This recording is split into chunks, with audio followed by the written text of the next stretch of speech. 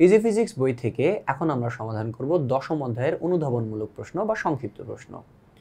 তো তোমরা যারা এখনো ইজি ফিজিক্স বইটি সংগ্রহ করোনি, এই ধরনের প্রশ্নের সমাধান পেতে এখনই সংগ্রহ করে ফেলতে পারো ইজি ফিজিক্স বইটি। তো চলো আমরা প্রশ্নে চলে আসি। তো আমাদের হচ্ছে গিয়ে এখন যে ইচ্ছে প্রশ্নটা, যে দুইটা বিন্দু আধানের মধ্যবর্তী দূরত্ব যদি অর্ধেক করা হয় তাহলে তাদের মধ্যবর্তী ক্রিয়াশীল কুলম্ব বলে পরিবর্তন হচ্ছে গিয়ে ব্যাখ্যা করো। মানে দুইটা হচ্ছে গিয়ে চার্জ থাকবে, বিন্দু আধান বা চার্জ থাকবে, এদের দূরত্ব একটা নির্দিষ্ট একটা দূরত্ব থাকবে। এখন যদি হচ্ছে চার্জগুলোকে সেম রেখে আমি যদি দূরত্বটাকে হচ্ছে কত যদি অর্ধেক করে দিই, তাহলে হচ্ছে গিয়ে আমাদের বলের মান পরবর্তীতে অর্ধেক করার পরে কীরকম হবে। তো হচ্ছে দেখো, তো আমরা ধরে নিলাম দুইটা বিন্দু আধান, একটা হচ্ছে কত Q1 আর একটা হচ্ছে কত Q2, এবং এদের মধ্যবর্তী দূরত্বটাকে হচ্ছে কত ধরা হচ্ছে D। তাহলে এই অবস্থায় এদের যে বলটা আসবে সেই বলটা হচ্ছে কত ধরলাম F। তাহলে F কত K ইন্টু প্রথম চার্জ ইন্টু দ্বিতীয় চার্জ ডিভাইড বাই তাদের মধ্যবর্তী দূরত্বের স্কোয়ার, অর্থাৎ Q1 Q2 divide by D square. Okay, আচ্ছা, তো এখানে K হচ্ছে গিয়ে আমাদের কি সমানুপাতিক ধ্রুবক। তো এখানে আবার C লিখছে। আচ্ছা দেখো, C থাকুক অথবা K থাকুক, দুইটা একই জিনিস। তোমাদের বইতে হচ্ছে গিয়ে এখানে হচ্ছে কত কে দ্বারা হচ্ছে ডিনোট করছে, বাট তোমাদের হচ্ছে গিয়ে এই ক্লাস 9-10 হচ্ছে গিয়ে বইগুলো একটু আগের যে বই আছে ওইখানে হচ্ছে কিন্তু কুলম্বের ধ্রুবককে সি দ্বারা সে প্রকাশ করা আছে। ওকে, আচ্ছা, তাহলে এই প্রথম অবস্থায় নর্মাল অবস্থায় আমরা কি করলাম, এই একটা বল পেয়ে গেছি। এখন যেহেতু সে মানগুলো জানি না তাই এইভাবে রেখে দিছি। এখন কি বলছে যে চার্জ Q1 Q2 একই আছে, বাট দূরত্বটা এবার কি হয়ে গেছে, অর্ধেক হয়ে গেছে। এখন আগের দূরত্ব কত ছিল D, বাট এবার দূরত্ব হচ্ছে কত D এর অর্ধেক, D/2। তাহলে এখন যে পরবর্তী অর্ধেক করার পরে যে বলটা সেটা হচ্ছে কত F1, এই F1 কত K into Q1 Q2 divide by দূরত্বের স্কোয়ার। দূরত্ব কিন্তু এখন আর D নাই, কত আছে D/2, তাহলে D/2 এর স্কোয়ার। ওকে, তো যদি স্কোয়ার করি তাহলে হচ্ছে কত D স্কোয়ার আর ডিভাইড বাই হচ্ছে কত 2 স্কোয়ার, 2 স্কোয়ার মানে হচ্ছে কত 4। ওকে, তাহলে এখন এখানে যে জিনিসটা হচ্ছে কি আসছে, যে ব্যাপারটা হচ্ছে কীরকম, যে K Q1 Q2 divide by D square আবার হচ্ছে কি ডিভাইড বাই 4 আছে। তো যদি এরকম হচ্ছে থাকে তাহলে হচ্ছে কি আমরা হচ্ছে জানি যে একটা ভাগের পরে যদি আরেকটা ভাগ হচ্ছে কি থাকে, অর্থাৎ দুইটা ভগ্নাংশের বা ভগ্নাংশে যদি সে ভাগ হয় তাহলে প্রথমটাকে ঠিকঠাক রেখে হচ্ছে কি রেখে, এই যে এটা কি প্রথমটা, আচ্ছা প্রথমটাকে ঠিকঠাক রেখে কি করতে হবে, পরেরটাকে উল্টা দিতে হবে, ইন্টু কত 4 উপরে D স্কোয়ার হচ্ছে কত নিচে। তাহলে হচ্ছে কি এইটাকে হচ্ছে কত Q1 Q2। আচ্ছা, তাহলে এইটাকে হচ্ছে কত, এখন হচ্ছে কত এই K Q1 Q2 by D square, এটাকে হচ্ছে কি একসাথে লিখতে পারি, যে কত K Q1 Q2 by D square একসাথে রাখলাম, আর এই 4টাকে হচ্ছে কি ফার্স্ট হচ্ছে নিয়ে আসা যায়, কারণ 4 তো গুণ অবস্থায় আছে, গুণ অবস্থায় ফার্স্টে থাকে ফার্স্টে থাকা যেই কথা লাস্টে থাকে একই কথা। তাহলে 4 into K Q1 Q2 by D square. এখন এইখানে যে হচ্ছে কত আমরা K Q1 Q2 by D square হচ্ছে কি পাইছি, এইটা কিন্তু হচ্ছে কি আবার আমাদের এই যে K Q1 Q2 by D square, এটা কিন্তু হচ্ছে কত আবার আমাদের F1 এর মান। দেখো যে F1 এর মান কত, যে F1 না F এর মান হচ্ছে কত, F এর মানটা হচ্ছে গিয়ে কত K Q1 Q2 by D square. আর ওইখানে হচ্ছে দেখো K Q1 Q2 by D square. তাহলে এটুকের পরিবর্তে আমরা কি বলতে পারি, এটুকের পরিবর্তে আমরা বলতে পারি হচ্ছে কত F। ওকে, তাহলে এইখানে তাহলে এইখানে যে এটুকের পরিবর্তে কি বলতে পারি, এটুকের বলতে পারি হচ্ছে কি F। তাহলে কত 4 ইন্টু F। ওকে, তাহলে F1টা কি ছিল, দূরত্ব অর্ধেক করার পরের বল। তো দূরত্ব অর্ধেক করার পরের বলটা হচ্ছে গিয়ে আগের যে বল ছিল আগের বলের 4 গুণ, অর্থাৎ দূরত্ব অর্ধেক করলে বল 4 গুণ হয়ে যাবে। ঠিক আছে, অথবা এই প্রশ্নটাকে তুমি ডিরেক্ট এইভাবে হচ্ছে কি বলতে পারো, যে যেহেতু বল দূরত্বের বর্গের ব্যস্তানুপাতিক, তো দূরত্ব যদি হচ্ছে গিয়ে কত, দূরত্ব যদি অর্ধেক করা হয়ে থাকে, অর্থাৎ ডিটা হচ্ছে কত অর্ধেক, তাহলে অর্ধেকের স্কোয়ার, তার মানে হচ্ছে কত F সমানুপাতিক কত হয়ে যাবে 4। তার মানে বলটা কত হয়ে যাবে, বলটা হয়ে যাবে 4 গুণ। যার যেভাবে ইচ্ছা সে সেভাবে দিতে পারো, কোনো অসুবিধা নাই। এবার হচ্ছে গিয়ে সমান মানের দুটি ঋণাত্মক আধানের মধ্যবর্তী অঞ্চলে নিরপেক্ষ বিন্দু সৃষ্টির কারণ হচ্ছে ব্যাখ্যা করো। হ্যাঁ, সমান মানের দুইটা ধনাত্মক আধান, তো এরা যখন হচ্ছে গিয়ে মনে করো এখানে একটা +4 কুলম্ব চার্জ, এখানে একটা +4 কুলম্ব চার্জ, তো এই দুইটা +4 কুলম্ব হচ্ছে গিয়ে চার্জ এসে কি আসবে, দুইটা 4 কুলম্ব চার্জের এক্স্যাক্টলি মাঝখানে আমরা যদি এখানে হচ্ছে গিয়ে আসি, দেখো এখানেও একটা হচ্ছে 4 কুলম্ব চার্জ, +4 কুলম্ব চার্জ, এইখানে হচ্ছে কত +4 কুলম্ব চার্জ। কি বলছে, দুটো সমান মানের ধনাত্মক আধান বলছে না, হ্যাঁ সমান মানের ধনাত্মক আধানের মাঝখানে, এক্স্যাক্টলি মাঝখানে, এইখানে পুরোপুরি মাঝখানে, মনে করো এইখান থেকে এটা যদি হচ্ছে কত 10 মিটার হয়ে থাকে, তাহলে হচ্ছে কত এইখান থেকে 5 মিটার পরে, এক্স্যাক্টলি 5 মিটার পরে এই জায়গাটা হচ্ছে কি থাকবে, চার্জ নিরপেক্ষ থাকবে, অর্থাৎ এইখানে হচ্ছে কি হবে না, এখানে কোনো চার্জকে রাখলে আকর্ষণ বা বিকর্ষণ করবে না, মানে এক্স্যাক্টলি মাঝখানে আমি যদি অন্য কোনো একটা চার্জ রাখি, অন্য কোনো মনে করো 10 কুলম্বের একটা চার্জ রাখি, প্লাস হোক বা মাইনাস হোক, প্লাস হলে এদেরকে আকর্ষণ বিকর্ষণ করবে না, আর মাইনাস হলেও কি হবে না, কোনো আকর্ষণ বিকর্ষণ কিছুই হবে না। ওকে, তো সে কেন হয় দেখো, যেসব বিন্দুতে দুটি সমান মানের তীব্রতা পরস্পর বিপরীত দিকে কাজ করে সেই সব বিন্দু নিরপেক্ষ বিন্দু হিসেবে আচরণ করে। সমান মানের দুটি ধনাত্মক আধানের মধ্যবর্তী অঞ্চলে কোনো নির্দিষ্ট বিন্দুতে আধানদ্বয়ের দরুন সৃষ্ট তড়িৎ তীব্রতার মান সমান কিন্তু দিক বিপরীতমুখী হয়, তাই এদের মধ্যবর্তী অঞ্চলে নিরপেক্ষ বিন্দু সৃষ্টি হয়। তোমরা এটাকে এভাবে বলতে পারো, অথবা বলরেখার কনসেপ্ট দিয়ে হচ্ছে তুমি ব্যাপারটা ব্যাখ্যা করতে পারো। বলরেখার কনসেপ্টটা কিরকম আসবে একটু এখানে খেয়াল করো। তো এইখানে মনে করো হচ্ছে গিয়ে কত +2 কুলম্ব চার্জের জন্য হচ্ছে কত, দুইটা থেকে চার্জ নেওয়া, এটা +2 কুলম্ব চার্জ, এটা +2 কুলম্ব চার্জ। এখন আমরা জানি কোনো চার্জ থেকে কি হয়, বাইরের দিকে, প্লাস চার্জ থেকে বাইরের দিকে বলরেখা বের হয়। তো বলরেখাগুলো হচ্ছে কি হয়, প্রথম হচ্ছে গিয়ে একদম সমান সমান করে হচ্ছে বের হয়। হ্যাঁ, কাইন্ড অফ হচ্ছে গিয়ে এরকম, যে এখানে হচ্ছে গিয়ে তুমি যদি একটা চার্জ রাখো, যে এখানে তুমি যেটা চার্জ রাখো, তাহলে বলরেখাগুলা এইভাবে হচ্ছে গিয়ে চারপাশ থেকে সমান করে হচ্ছে বের হয়। ওকে, আচ্ছা, তো এখন হচ্ছে কি যে কাজটা হচ্ছে হবে, যে এই চার্জ থেকে বলরেখাগুলো বাইরের দিকে বের হওয়ার চেষ্টা করবে, আর এই চার্জের বলরেখাগুলো কি হবে, বাইরের দিকে বের হওয়ার চেষ্টা করবে।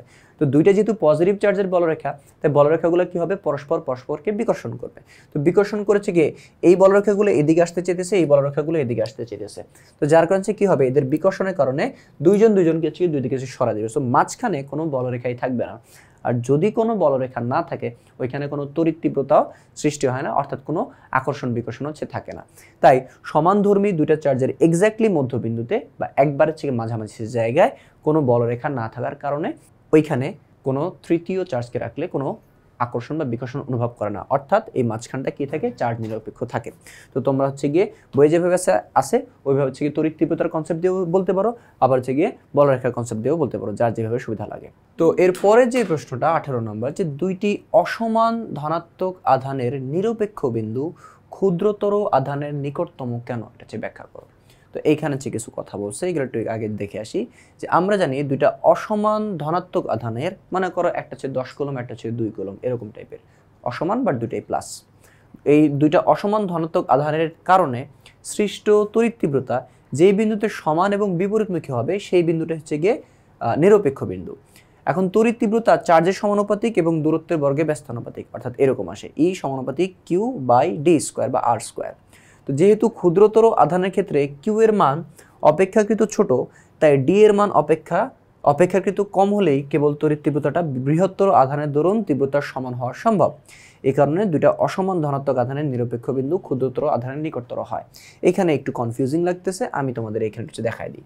তো মনে করো হচ্ছে গিয়ে এখানে একটা বড় চার্জ আছে, এখানে হচ্ছে একটা বড় হচ্ছে গিয়ে ধনাত্মক চার্জ আছে, মনে করি এটা হচ্ছে গিয়ে 20 কুলম্ব প্লাস 20 কুলম্ব। ওকে, তো বড় হচ্ছে গিয়ে একটা ধনাত্মক চার্জ, যেটা হচ্ছে গিয়ে কত, 20 কুলম্ব, আর হচ্ছে গিয়ে একটা কি থাকবে, ধনাত্মক চার্জ থাকবে, কিন্তু হচ্ছে কি সেটা হচ্ছে কত, একটু ছোট হচ্ছে কি হবে, এটা মনে করো লেটস সে 5 কুলম্ব। ওকে, তো এটা হচ্ছে কি কত, +20 কুলম্ব, এটা হচ্ছে কত, +5 কুলম্ব। তো হচ্ছে কি দুইটাই ধনাত্মক চার্জ, অর্থাৎ সমধর্মী, কিন্তু হচ্ছে গিয়ে অসমান, একটা হচ্ছে গিয়ে বড় আর একটা কি ছোট। এখন হচ্ছে গিয়ে আমরা যদি তড়িৎ তীব্রতা যদি নির্ণয় করতে চাই, মনে করো হচ্ছে গিয়ে এই মাঝখানের বিন্দুতে, এই জায়গায়, হ্যাঁ, এইখান থেকে এই দূরত্বটা, কথার কথা এটা হচ্ছে গিয়ে 4 মিটার, তাহলে এইখান থেকে এখানে যে পি বিন্দু, এই দূরত্বটা হচ্ছে গিয়ে 2 মিটার হবে, আর এইখান থেকে এইটা হচ্ছে কত, 2 মিটার হবে। এখন আমরা যদি পি বিন্দুতে এই 20 কুলম্ব চার্জের জন্য তড়িৎ তীব্রতা নির্ণয় করতে চাই, তাহলে দেখো তো কত আসে, E = কত, K/Q/r² বা d²। তো আমাদের এখানে d দেওয়া আছে, আমরা d দিয়ে করতেছি, যে কত, K/Q/d²। তাহলে এইখানে আমরা যদি ভ্যালুগুলো বসাই, ভ্যালু হচ্ছে বসানোর পরে খেয়াল করি, তো 9 × 10⁹ Q এর মান হচ্ছে 20 ডিভাইড বাই হচ্ছে কত, এই যে পি বিন্দুর জন্য এটা থেকে দূরত্ব হচ্ছে কত, 2 মিটার, হচ্ছে 2 এর স্কয়ার, তাহলে কত আসবে, 4.5 × 10⁻10 নিউটন পার কুলম্ব। ওকে, এখন এর জন্য হচ্ছে কত, এইখানে যদি হচ্ছে প্রাবল্য হচ্ছে বের করতে চাই, তাহলে এইখানে হচ্ছে প্রাবল্য আসে, আমি একবারে বের করতেছি সেম সূত্র দিয়ে, K × Q এখানে হচ্ছে কত, 5 ডিভাইড হচ্ছে কত, তাদের দূরত্বের স্কয়ার। তাহলে এখানে আসে 1.125 × 10⁻10 কুলম্ব, সরি 10 নিউটন পার কুলম্ব, এটা হচ্ছে গিয়ে আসে। তার মানে হচ্ছে গিয়ে এইখানে আমরা যদি 1 কুলম্বের একটা চার্জ রাখি, এখানে যদি 1 কুলম্বের একটা চার্জ রাখি, তাহলে হচ্ছে কি আমাদের 20 কুলম্বের যেই চার্জটা আছে ও ওকে 4.5 × 10 নিউটন বলেছে ওই দিকে ধাক্কা দেবে। অর্থাৎ এইখানে যে হচ্ছে কি বলটা এটা কি আসবে, এইটা অনেক বেশি হবে। অন্যদিকে হচ্ছে কি আসবে যে 5 কুলম্বের যে চার্জটা ও হচ্ছে গিয়ে খুব অল্প পরিমাণ হচ্ছে কি বলে কি করবে, অল্প পরিমাণ হচ্ছে বলে এদিকে 1 কুলম্ব চার্জকে বিপরীত দিকে হচ্ছে কি ধাক্কা দেবে। সো এই বলটাকে হচ্ছে কত আমরা একটু বেশি বড় হচ্ছে কি মোটা তীর চিহ্ন দ্বারা দেখাইছি, এটা হচ্ছে কি ছোট। এখন দেখো পি বিন্দুটাকে আমি যদি একটু এই পাশে শিফট করে দিই, এখান থেকে যদি একটু এই পাশে নিয়ে আসি, এখন পি বিন্দুটা কোথায়, এখানে। এখন দেখো যে এখন পি বিন্দুর দূরত্ব কিন্তু এই প্রথম চার্জ থেকে কি হয়েছে, কমে গেছে। আর আমরা জানি যে প্রাবল্য ই এটা হচ্ছে কত, দূরত্বের বর্গের ব্যস্তানুপাতিক, অর্থাৎ দূরত্ব যদি বাড়ে তাহলে কি হবে, প্রাবল্য কমে যাবে। তো এইখান থেকে এখন পি বিন্দুর দূরত্ব কি বেড়ে গেছে। সো যেহেতু দূরত্ব বেড়ে গেছে সেক্ষেত্রে হচ্ছে কি আসবে, আমাদের প্রাবল্যটা একটু কমে যাবে, ঠিক আছে। আর ওর থেকে কি হয়েছে, দূরত্ব কমে গেছে, দূরত্ব যদি কমে তাহলে কি প্রাবল্য বাড়বে, তাহলে ওর প্রাবল্যটা হচ্ছে কি আসবে, ওর প্রাবল্যটা একটু বেড়ে যাবে, ওর প্রাবল্যটা হচ্ছে কি হয়ে যাবে, একটু বেড়ে যাবে। দেখো আগেরটার থেকে একটু বড় হয়েছে, কারণ এটাকে যদি আমি আর একটু সরায় ফেলি ওর প্রাবল্যটা আরও কমে যাবে, ঠিক আছে। আর ওর প্রাবল্যটা হচ্ছে কি হবে, আর একটু বেড়ে যাবে। এই যে ওর প্রাবল্যটা হচ্ছে কি বেড়ে কিরকম হয়ে যাবে, এরকম হয়ে যাবে, সরি ওর প্রাবল্যটা কমে এরকম হয়ে যাবে, আর ওর প্রাবল্যটা হচ্ছে বেড়ে হচ্ছে কত, ওর অলমোস্ট সমান হয়ে যাবে। তাহলে হচ্ছে দেখো যে দূরত্বের সাথে যেহেতু আমাদের যে প্রাবল্যের সংজ্ঞা, প্রাবল্যের সম্পর্ক এটাকে যেহেতু ব্যস্তানুপাতিক, তাহলে প্রথম চার্জ বড় চার্জ থেকে দূরত্ব আস্তে আস্তে বাড়তে থাকলে ওর জন্য প্রাবল্যটা কমবে, বাট ওর জন্য যেহেতু দূরত্বটা কমতেছে তাই ওর প্রাবল্যটা কি বাড়বে। যখন দুইজনের প্রাবল্যটা সমান হয়ে যাবে তখন হচ্ছে কি হবে, যে ওই যেই বিন্দুতে সে প্রাবল্য সমান হয়ে যাবে ওই বিন্দুটা কি তড়িৎ নিরপেক্ষ বস্তু, তড়িৎ নিরপেক্ষ আর কি হয়ে যাবে, ওই বিন্দুটা তড়িৎ নিরপেক্ষ হয়ে যাবে। অর্থাৎ ওই জায়গায় কোনো বস্তু রাখলে মানে কোনো চার্জ রাখলে সেটা আর কোনো আকর্ষণ বিকর্ষণ করবে না। তো যেহেতু দূরত্বের বর্গে ব্যস্তানুপাতিক তাই হচ্ছে কি হয় যে ওর থেকে দূরত্বটা প্রথমে কি থাকে, ওর প্রাবল্য বেশি থাকে আর ওর প্রাবল্য হচ্ছে কম থাকে। তা ওর প্রাবল্যটা কি হবে, বেশি, আর ওরটা হচ্ছে কম। এখন আমাদের নিরপেক্ষ বিন্দু পাইতে হলে, নিরপেক্ষ জায়গা পাইতে হলে দুজনের প্রাবল্য সমান হইতে হবে। তো ওর যেহেতু প্রাবল্য বেশি তাহলে ওর প্রাবল্যটা কমাইতে হবে আর ওরটা কি বাড়াইতে হবে। তো ওর প্রাবল্য হচ্ছে গিয়ে কমানোর জন্য দূরত্বটা হচ্ছে বাড়াইতে থাকবো। তো ওর দূরত্ব যদি বাড়ে তার মানে কি ওর দূরত্ব হচ্ছে কমবে, ওর দূরত্ব বাড়লে ওর প্রাবল্য কমবে, আর ওর দূরত্ব কমার সাথে সাথে কি ওর প্রাবল্য বাড়বে। তো একজনটা কি হবে, কমতে থাকবে, আরেকজনটা কি বাড়তে থাকবে। তো একজনটা বাড়তে বাড়তে আরেকজনটা কমতে কমতে যখন দুই জায়গাটা সমান হয়ে যাবে তখন হচ্ছে কি আমরা নিরপেক্ষ বিন্দুটা খুঁজে পাবো। আর নিরপেক্ষ বিন্দু হচ্ছে দেখো যে এটার কাছাকাছি হচ্ছে হবে, কেন, কারণ ওই যে দূরত্বের বর্গের ব্যস্তানুপাতিক। তো এই কথাগুলোই হচ্ছে গিয়ে আমাদের এইখানে হচ্ছে গিয়ে লেখা হচ্ছে গিয়ে আছে। তো প্রথম দিকে হচ্ছে আমরা হয়তো অত ভালো বুঝি নাই, আশা করি এখন হচ্ছে গিয়ে ঠিকঠাক মতো এই ব্যাপারটাগুলো বুঝতে পারবো। তো তারপরের প্রশ্ন, যে তড়িৎ ক্ষেত্রের কোনো বিন্দুতে তড়িৎ তীব্রতা 2 × 10⁻15 নিউটন পার কুলম্ব দ্বারা কি বোঝায়। তো সে দেখো যে তড়িৎ তীব্রতা মানে কি, তড়িৎ তীব্রতা মানে হচ্ছে গিয়ে তড়িৎ তীব্রতা ই, এটার মানে হচ্ছে গিয়ে যে কোনো বিন্দুতে একক ধনাত্মক আধান বা 1 কুলম্ব চার্জ রাখলে এর উপর, ঠিক আছে, এর উপর প্রযুক্ত বল, কতটুকু বল প্রয়োগ হয়, হ্যাঁ, এর উপর প্রযুক্ত বল।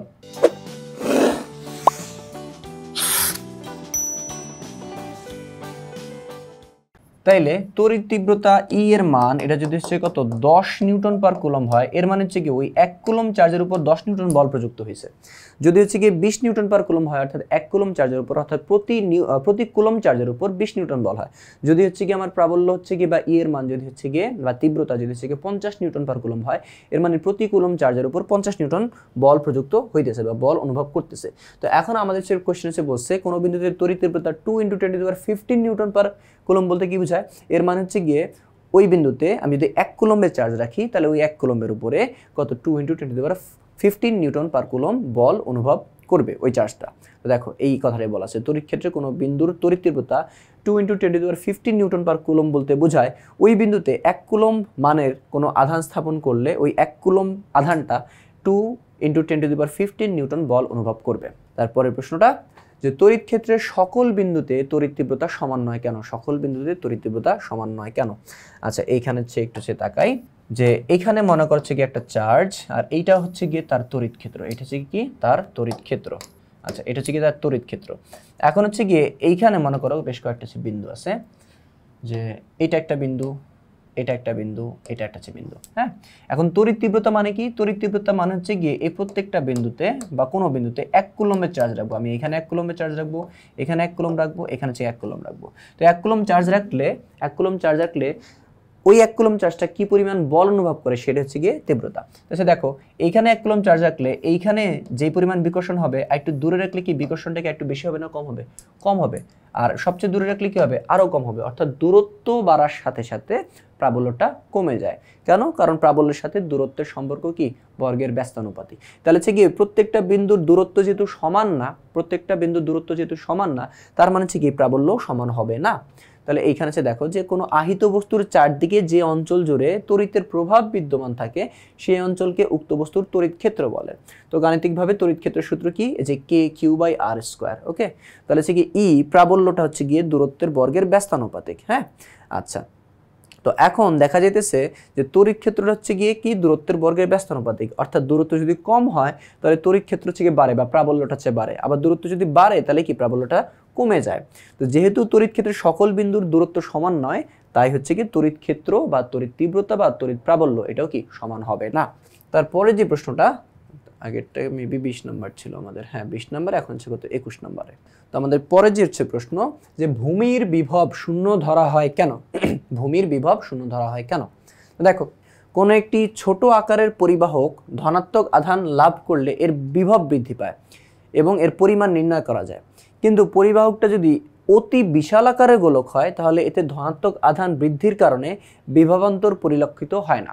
মানে হচ্ছে গিয়ে যে এর বিভবটা হচ্ছে গিয়ে কতটুকু হচ্ছে বাড়ছে, মানে এত সামান্য হচ্ছে গিয়ে বাড়ে বা এত সামান্য হচ্ছে কমে যে সেটা হচ্ছে প্রায় শূন্যের কাছাকাছি। তো বিভবান্তর মানে হচ্ছে কি বিভবের পরিবর্তনটা এটা পরিলক্ষিত হয় না, মানে খুবই ক্ষুদ্র পরিমাণে বিভবটা হচ্ছে গিয়ে চেঞ্জ হয়, যেটা হচ্ছে কত মানে খেয়াল করা যায় না। তো আমাদের পৃথিবী এমনই একটি বিশাল আকারের পরিবাহক বা বিশাল আকারের গোলক। তো পৃথিবী একটি ঋণাত্মক আধানের বিশাল ভান্ডার, মানে হচ্ছে গিয়ে অনেক ইলেকট্রন হচ্ছে গিয়ে পৃথিবীতে হচ্ছে গিয়ে আছে। তো তাই এ থেকে কিছু ইলেকট্রন যদি বের করে নিই অথবা কিছু ইলেকট্রন যদি হচ্ছে গিয়ে আমাদের হচ্ছে গিয়ে পৃথিবীর মধ্যে প্রবেশও করে, তখন হচ্ছে কি হবে? বিভবের কোনো পরিবর্তন হয় না, বা হইলেও সেটা এত সামান্য যে হচ্ছে সেটা শূন্যের প্রায় কাছাকাছি বা শূন্যই ধরা যায়। সেজন্য পৃথিবীর বিভবকে শূন্য ধরে থাকি। তারপরে যে প্রশ্নটা যে বৈদ্যুতিক ফ্যানে ক্যাপাসিটর ব্যবহার করা হয় কেন? বৈদ্যুতিক ফ্যানে ক্যাপাসিটর ব্যবহার করা হয় কেন? তো দেখো, বৈদ্যুতিক ফ্যান সাধারণত বৈদ্যুতিক ফ্যানে হচ্ছে কি হয়? সে সাধারণত ক্যাপাসিটর ব্যবহার করা হয়। যে কোনো কিছু ঘোরাতে টর্কের প্রয়োজন। টর্ক জিনিসটা কি? যে কোনো জিনিসকে ঘোরাইতে যে বলের প্রয়োজন হয় সেই ঘুরানোর জন্য যে বলটা সেটা হচ্ছে কি টর্ক। টর্ক আলাদা কিছু না, এটা হচ্ছে একটা বল, ঘূর্ণনের জন্য প্রয়োজন হচ্ছে বল। তো কোনো কিছু ঘুরাতে হচ্ছে টর্কের প্রয়োজন হয়। তো বৈদ্যুতিক ফ্যানে সিঙ্গেল ফেজ তড়িৎ মোটর ব্যবহার করা হয়। ক্যাপাসিটর এই মোটরকে চালু করতে এবং কার্যকরভাবে চালাতে সাহায্য করে। তো সিঙ্গেল ফেজ মোটরে শুরুর টর্ক শূন্য, কিন্তু ফ্যান ঘোরার জন্য শুরুর টর্ক অত্যাবশ্যক। এই শুরুর টর্ক উৎপন্নের জন্যই বৈদ্যুতিক ফ্যানে ক্যাপাসিটর ব্যবহার করা হয়। অর্থাৎ মোটরটা তো প্রথমে সে থেমে থাকে, সো মোটর যদি সে থেমে থাকে তাহলে তো শুরুতে হচ্ছে কি ঘোরানোর জন্য যে বলটা প্রয়োগ করা হচ্ছে প্রয়োজন সেটা হচ্ছে কি ও দিতে পারবে না। এই কাজটা কি করেছে কি ক্যাপাসিটর করে। ওকে, তারপরে যে প্রশ্নটা যে স্টিলের আলমারিতে রং করতে, স্টিলের আলমারি রং করতে রং স্প্রে ব্যবহার করা হয়েছে কেন? স্প্রে রংটা কেন ব্যবহার করি? দেখো, তো স্টিলের আলমারি রং করার জন্য শুধু স্টিলের আলমারি না, দেখবে বাসের বডি, তারপর হচ্ছে কি ফ্রিজের হচ্ছে গিয়ে বাহিরের যে হচ্ছে কি দরজা বা ফ্রিজের হচ্ছে কি বডি এগুলা বা আলমারি এগুলা রং করার জন্য হচ্ছে কি দেখবে একটা হচ্ছে কি স্প্রে গানের মতো হচ্ছে কি একটা যে জিনিস থাকে ওইটা দিয়ে হচ্ছে গিয়ে স্প্রে করেছে রং করে। তো কেন হচ্ছে ব্যবহার করা হয়? দেখো, তো এই স্প্রেগুলোতে রঙের খুবই ক্ষুদ্র ক্ষুদ্র কণা তৈরি করা হয় এবং স্প্রে থেকে বের হওয়ার সময় চার্জযুক্ত হওয়ার কারণে একটি কণা অপর একটি কণাকে বিকর্ষণ করে ছড়িয়ে পড়ে। সে কারণে একটা বড় জায়গাকে খুব মসৃণভাবে রং করা সম্ভব হয়। এই রঙের কণাগুলোকে চার্জ করার জন্য রং স্প্রে করার সূচালো মাথাটি একটি উঁচু পটেনশিয়ালের উৎসের সাথে সংযুক্ত করে নেওয়া হয়। স্টিলের আলমারিটিকে বিপরীত পটেনশিয়ালে কিংবা ভূমির সাথে সংযুক্ত করে নেওয়া হয়, আর রঙের ক্ষুদ্র ক্ষুদ্র কণা চার্জড হওয়ার কারণে স্টিলের আলমারিটির দিকে আকর্ষিত হয়, সেখানে খুবই দৃঢ়ভাবে সংযুক্ত হয়। শুধু তাই নয়, রঙের কণাগুলো বৈদ্যুতিক বলরেখা বরাবর গিয়ে কাঠামোর যে অপ্রকাশ্য স্থান আছে সেখানেও পৌঁছাতে পারে এবং রঙের আস্তরণ তৈরি করতে পারে। তো বড় সড় হচ্ছে গিয়ে একটা হচ্ছে গিয়ে বর্ণনা দেওয়া আছে, শর্টকাট করে যদি হচ্ছে গিয়ে বলি, তোমরা ওই রঙের হচ্ছে গিয়ে যে স্প্রে রঙগুলো আছে ওগুলো হচ্ছে দেখবা যে কোনো একটা মেশিনের সাথে যুক্ত করা থাকে। ওই মেশিনটা হচ্ছে কি করে যে এই সেই সূচালো যে প্রান্ত আছে এখানে হচ্ছে কি করে পজিটিভ বিভব হচ্ছে গিয়ে এটাকে হচ্ছে গিয়ে পরিণত করে ফেলে। তো যখন স্প্রে রং হচ্ছে করা হয় তখন সেটা হচ্ছে কি হয় যে রঙের যে কণাগুলো ওগুলো হচ্ছে কি হয় প্লাস চার্জে চার্জিত হয়ে যায়। তখন কি হয় সমধর্মী চার্জ হওয়ার কারণে রঙগুলো কি করে রঙের কণাগুলো পরস্পর থেকে হচ্ছে বিকর্ষিত হয়ে যায়, তো ছড়াচ্ছে পড়ে, বিকর্ষিত হলে ছড়ায় পড়ে। অন্যদিকে যেইটাকে আমি রং করতে চাচ্ছি ওকে হচ্ছে মাটির সাথে রাখা হয়, আর মাটির বিভব হচ্ছে কি 0, তো তখন হচ্ছে কি হয় বা কোনো একটা নেগেটিভ হচ্ছে গিয়ে বিভবের সাথে সংযুক্ত করে দেয়। তো তখন হচ্ছে কি হয় এটা তো একে তো ছড়ায় পড়ে, দ্বিতীয়ত এরা কি চার্জিত কণা, তাই কম বিভব আছে এমন কোনো জায়গাতে সরাসরি হচ্ছে কি হয় এরা আকর্ষিত হয়ে যায়। এই জন্য হচ্ছে কি হয় কি যে রংটা হচ্ছে কি বেশ স্মুথভাবে হচ্ছে কি বেশ মসৃণভাবে হচ্ছে কি পরে। আমরা হাতে রং করলে হচ্ছে কি যেরকম হচ্ছে কি দেখবা যে একটু ফিনিশিংটা ভালো হয় না, কিন্তু স্প্রে রঙে দেখবা হচ্ছে কি ফিনিশিংটা বেশ ভালো হয়। এবং হচ্ছে গিয়ে এমন কিছু হচ্ছে কি চিপা চাপার জায়গা থাকে যেখানে হচ্ছে কত রঙের ব্রাশ পোছানো পসিবল না, কিন্তু হচ্ছে কি স্প্রে রঙের মাধ্যমে ওগুলোতে হচ্ছে গিয়ে রং করা পসিবল হয়ে থাকে। তারপরে যে হচ্ছে প্রশ্নটা যে জ্বালানি পরিবহনের ক্ষেত্রে উৎপন্ন চার্জ দূরীকরণের কৌশল ব্যাখ্যা করো। জ্বালানি পরিবহনের ক্ষেত্রে তো এখানে যে দেখো যে জ্বালানি পরিবহনের ক্ষেত্রে পেট্রোলবাহী ট্রাকের সাথে একটি ধাতব শিকল লাগানো থাকে যা ট্রাক চলার সময় রাস্তা ছুঁয়ে যায়। যখন রাস্তা দিয়ে ট্রাক চলে তখন পেট্রোল ট্রাকের গায়ে বরাবর ধাক্কা খায় এবং এদিক ওদিক দুলতে থাকে। তো ট্রাকের সাথে পেট্রোলের এই ঘর্ষণের ফলে আধান সঞ্চিত হয়। তো যদি ট্রাকের কিনারা থেকে একটি স্ফুলিঙ্গ সৃষ্টি হয় তাহলে মর্মান্তিক দুর্ঘটনা ঘটতে পারে এবং পেট্রোলে আগুন ধরে যাবে। ট্রাকের পিছনে শিকল লাগিয়ে এই তড়িৎ ভূমিতে চলে যাওয়ার পথ তৈরি করা হয়। যেহেতু ধাতু খুব ভালো পরিবাহী তাই তড়িৎ ধীরে ধীরে ধাতব শিকলের মধ্যে দিয়ে মাটিতে চলে যায়। ব্যাপারটা হচ্ছে কীরকম, মনে করা হচ্ছে কি তুমি তোমার হচ্ছে গিয়ে একটা ড্রাম বা হচ্ছে কি একটা পাত্রের মধ্যে থেকে পানি তুমি যদি সে তোমার পিঠে বা মাথায় করে নিয়ে যদি চলাচল করো তাহলে সে তুমি ফিল করতে পারবা যে এই ড্রামের ভিতরে যে পানিগুলো আছে এগুলো হচ্ছে গিয়ে একবার এদিকে হচ্ছে বাড়ি খেতেছে, হ্যাঁ এদিকে হচ্ছে গিয়ে তোমার কি করতেছে এক পাশ থেকে আরেক পাশে হচ্ছে গিয়ে চলে যাইতেছে, মানে হচ্ছে দুলতেছে। তো ঠিক একইভাবে যে জ্বালানি তেলে যে ট্রাকগুলো থাকে ওর যে ট্যাঙ্কারটা থাকে ওর মধ্যেও কি থাকে সেই জ্বালানিগুলো থাকে, জ্বালানিগুলো হচ্ছে তরল অবস্থায় থাকে। তো যখন হচ্ছে গিয়ে সেই গাড়িটা চলতে থাকে তখন হচ্ছে গিয়ে রাস্তার উঁচা নিচার কারণেই হোক বা মোড় ঘোরার জন্য হোক বা ব্রেক করার জন্যই হোক, তো হচ্ছে কি জ্বালানিগুলো হচ্ছে কী করে এরকম হচ্ছে গিয়ে কী করে তোমার ওই ট্যাঙ্কারের গায়ের সাথে হচ্ছে গিয়ে ধাক্কা লাগে। তো হচ্ছে কি ধাক্কার কারণ হচ্ছে কি হয় একটা ঘর্ষণ তৈরি হয়, এর ঘর্ষণে কি হয় চার্জ তৈরি হয়। এখন যদি চার্জ তৈরি হয় তখন ওই চার্জ থেকে কিন্তু স্ফুলিঙ্গ তৈরি হতে পারে, হ্যাঁ ছোট্ট হচ্ছে কি আগুনের কণা তৈরি হতে পারে। আর ছোট্ট আগুনের কণা তৈরি হলে কি হবে জ্বালানি যেহেতু অত্যন্ত পরিমাণে দাহ্য ওইখানে কি হচ্ছে দাউ দাউ করে আগুন জ্বলে উঠতে পারে, গাড়িটার বিস্ফোরণ হচ্ছে হইতে পারে।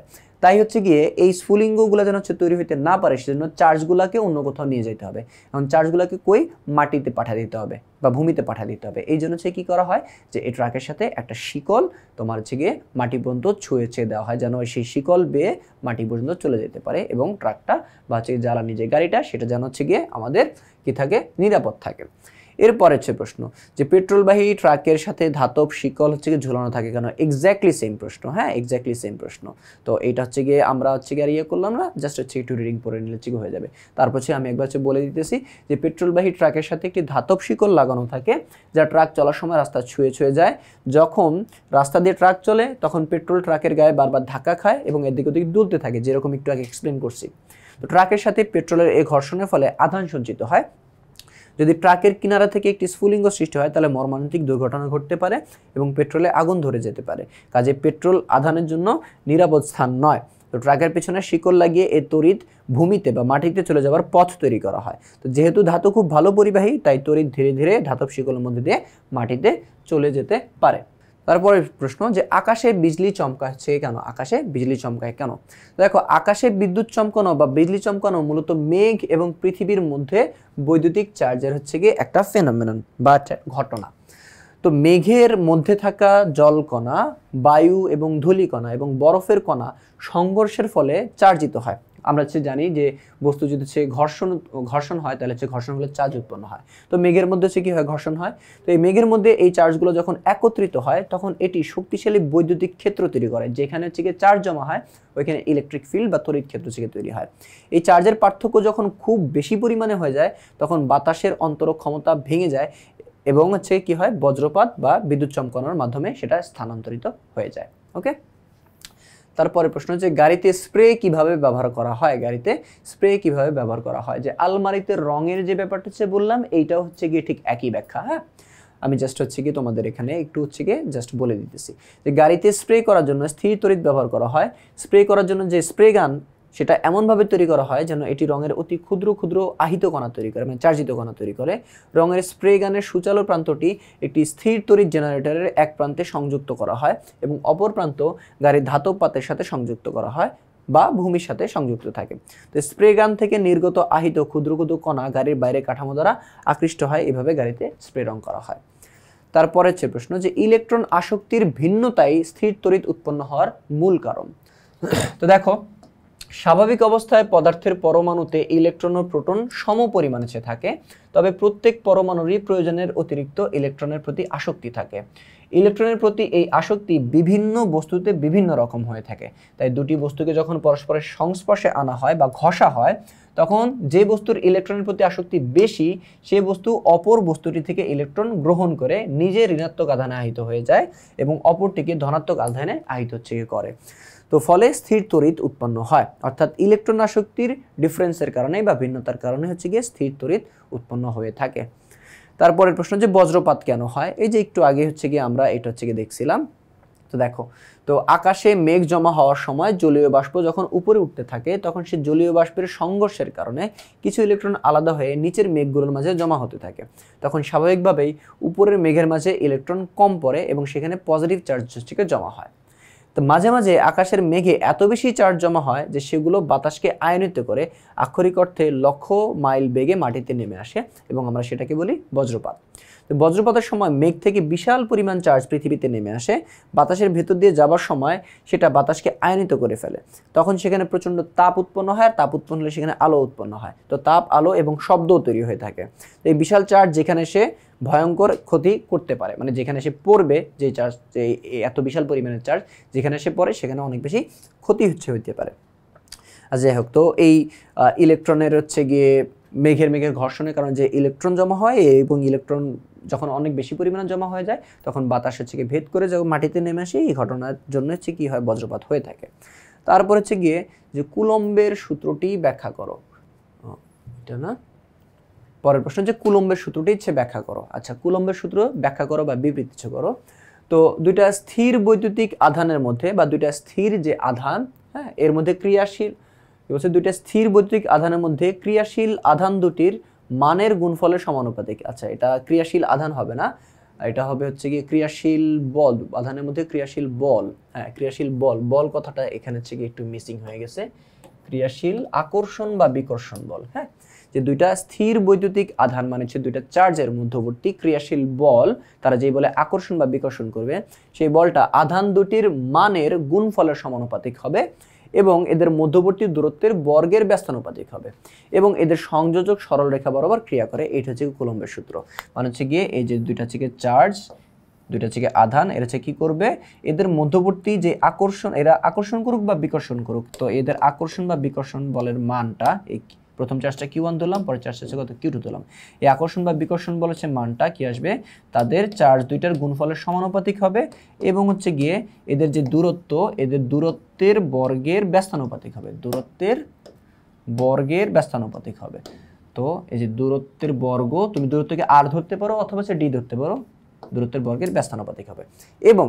এবং হচ্ছে গিয়ে এদের যে আকর্ষণ বা বিকর্ষণটা, এটা হচ্ছে কি হবে, সংযোগ সরলরেখা বরাবর, অর্থাৎ এই বরাবর হবে। কেউ কার হচ্ছে গিয়ে আকর্ষণ বা বিকর্ষণ, মনে করো ওকে আকর্ষণ করতেছে এইভাবে, এরকম ঘোরায় আকর্ষণ করতে পারবে না, ওর হচ্ছে বিকর্ষণ করতেছে, বিকর্ষণটা এইভাবে হচ্ছে হবে না, হ্যাঁ, আঁকা বাঁকা হচ্ছে পথে হবে না, সংযোগ সরলরেখা বরাবর হচ্ছে হবে। ওকে, আচ্ছা, তো এই ছিল আমাদের কুলম্বের সূত্র। তো আজকের এই পর্বটা হচ্ছে এই পর্যন্তই। পরবর্তী কোনো পর্ব দেখা হচ্ছে। তো তোমাদের হচ্ছে গিয়ে এই ধরনের হচ্ছে গিয়ে আরও যে সকল পর্বের যে প্রশ্নগুলো আছে সেগুলা অনুধাবন হোক বা জ্ঞানমূলক হোক বা সৃজনশীল হোক, সেগুলো তোমাদের পরীক্ষার জন্য হচ্ছে গিয়ে ভালো প্রিপারেশন নেওয়ার জন্য হচ্ছে গিয়ে বেশ সহায়তা করবে। তো এই ধরনের হচ্ছে গিয়ে প্রশ্নগুলো হচ্ছে গিয়ে ভালোভাবে হচ্ছে গিয়ে আয়ত্ত করতে এবং পরীক্ষায় একটা ভালো প্রিপারেশনের জন্য এখনই সংগ্রহ করে ফেলো ইজি ফিজিক্স বইটি। পরবর্তী পর্ব দেখার আমন্ত্রণ জানিয়ে এখানেই শেষ করছি।